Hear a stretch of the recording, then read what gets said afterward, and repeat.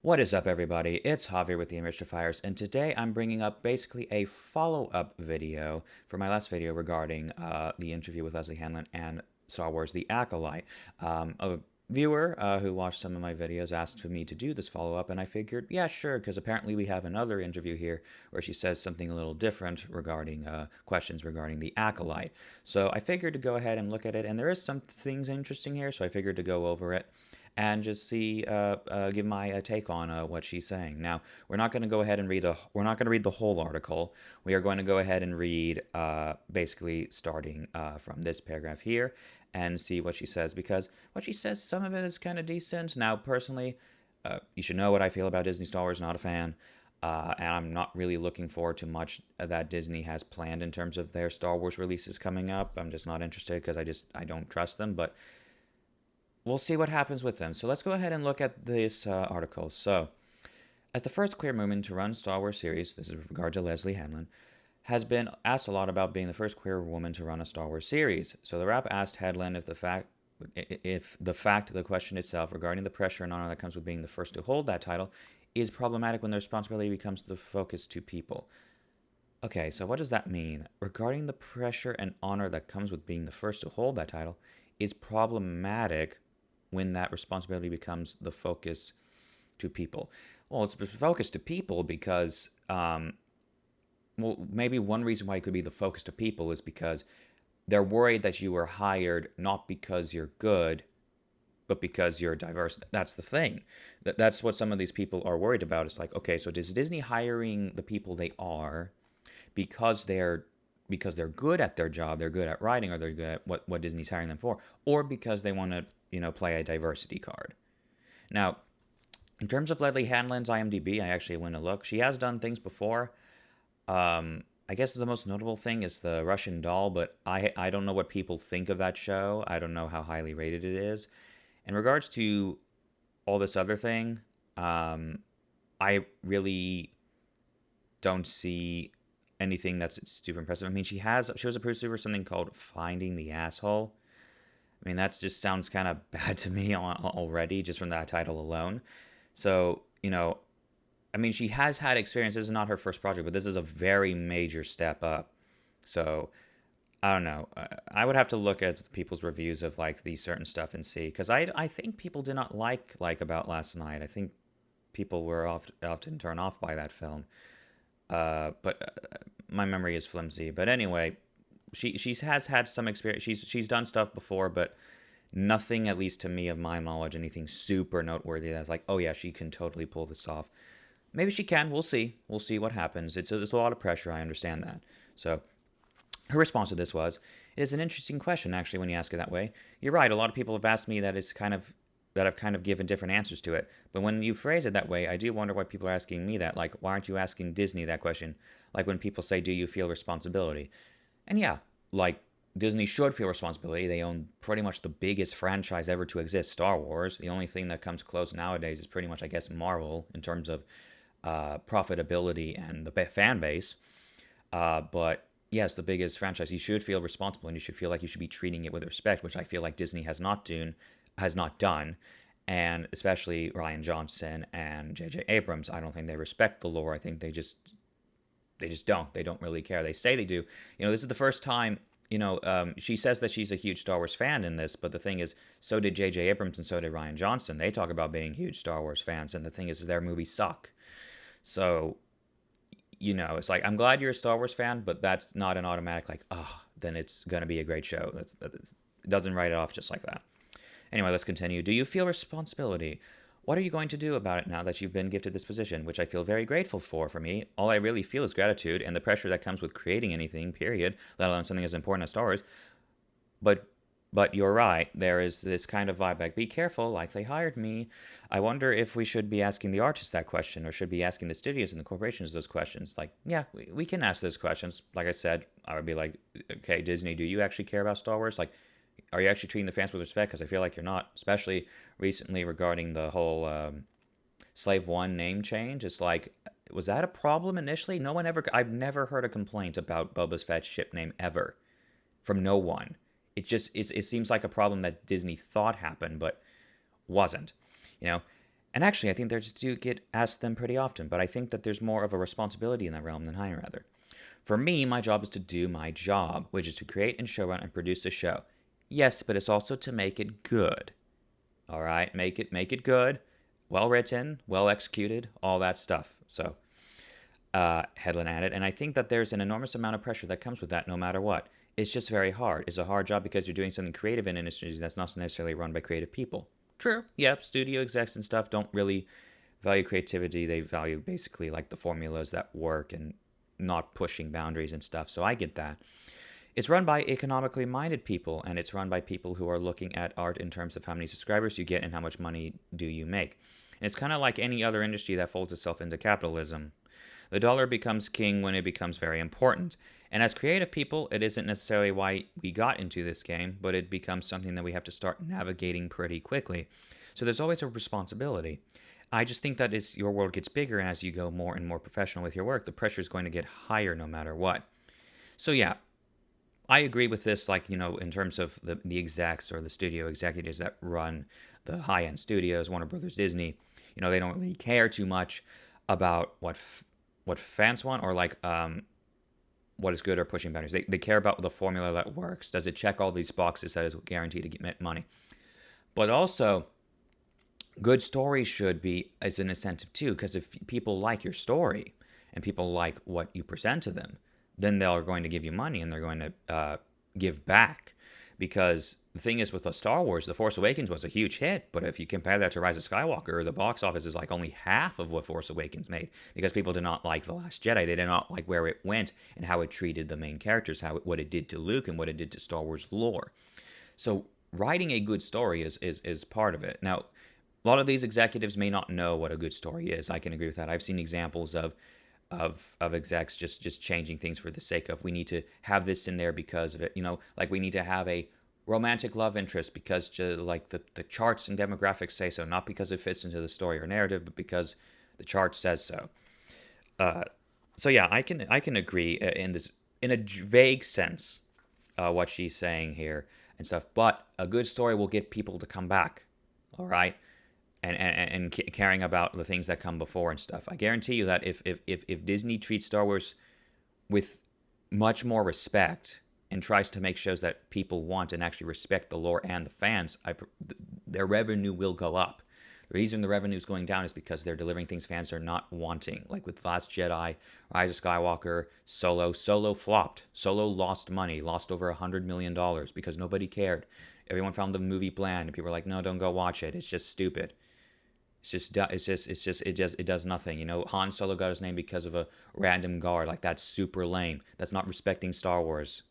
That's not respecting the lore. That's just throwaway funny joke.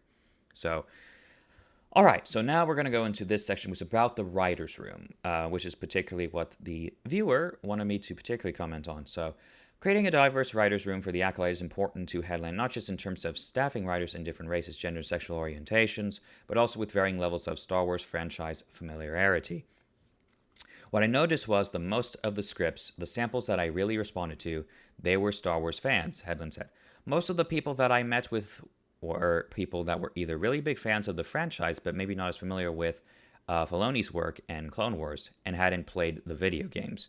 Okay, and then there were people like myself that had watched all of the Clone Wars and played Fallen Order and played Knights of the Old Republic, and I've done a lot of RPGs, including Edge of the Empire. So I kind of felt like I was very into Star Wars, so I didn't necessarily look for people that were as into Star Wars as I was, as much as I was interested into why people were interested into Star Wars.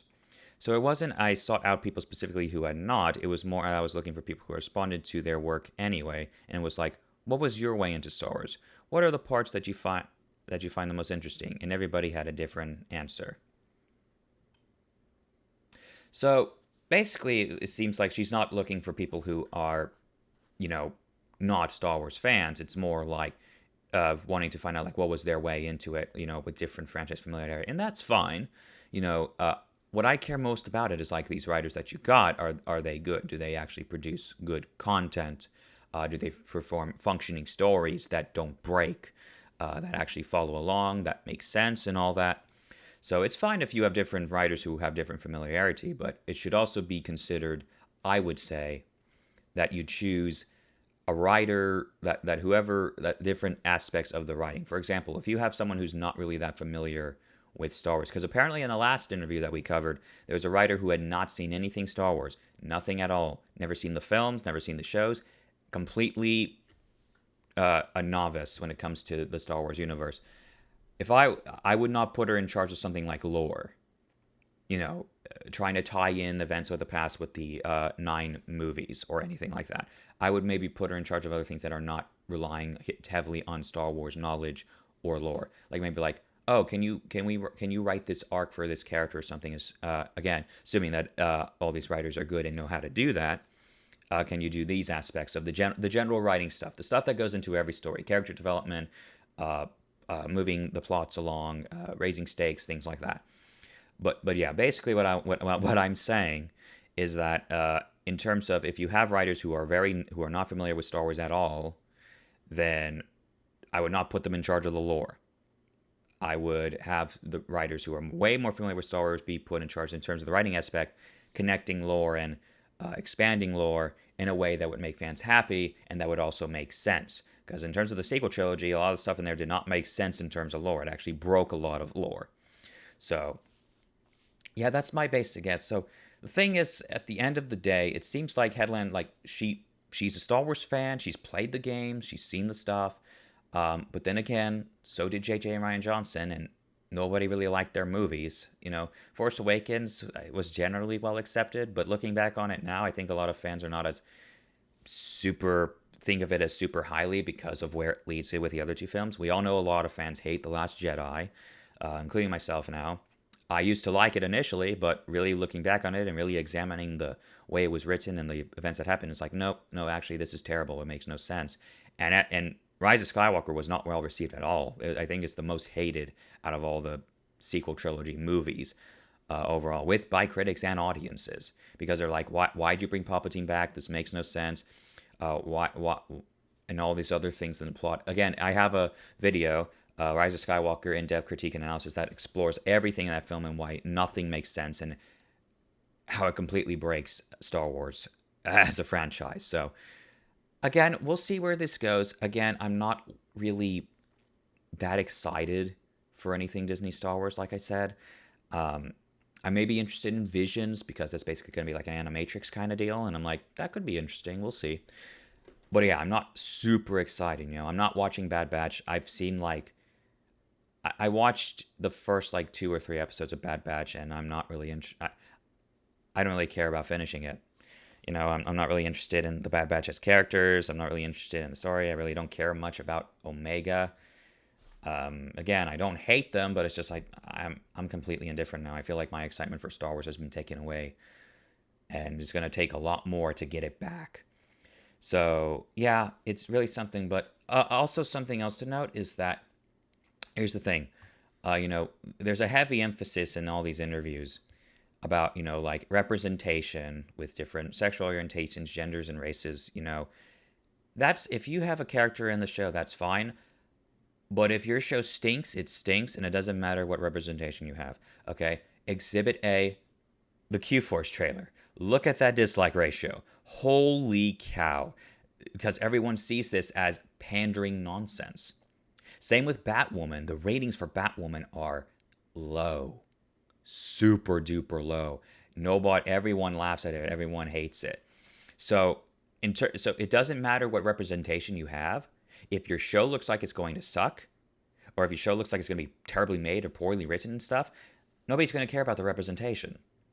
The story needs to come first. Like I said, you can have a diverse cast, you can have a representation as something you want to do for this story, but the story needs to come first before that, because if you don't have a good story, no one's going to care about that. Look at the dislike ratio. This has representation popping off the rockers.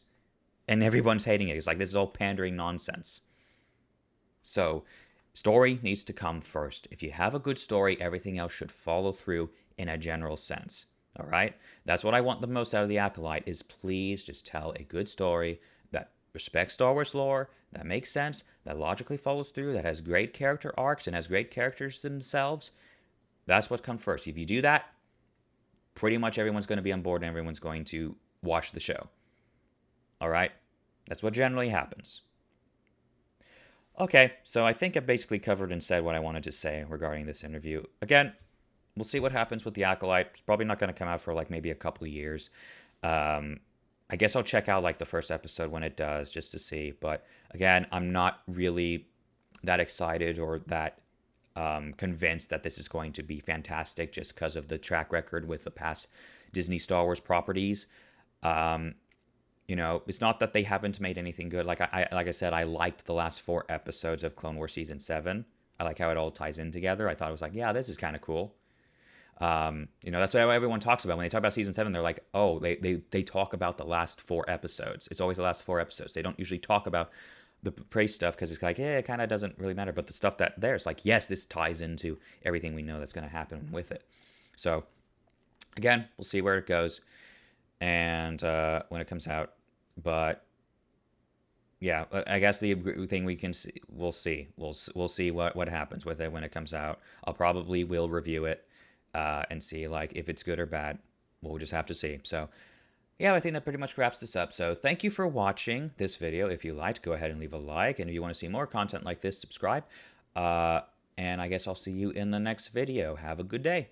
Take care.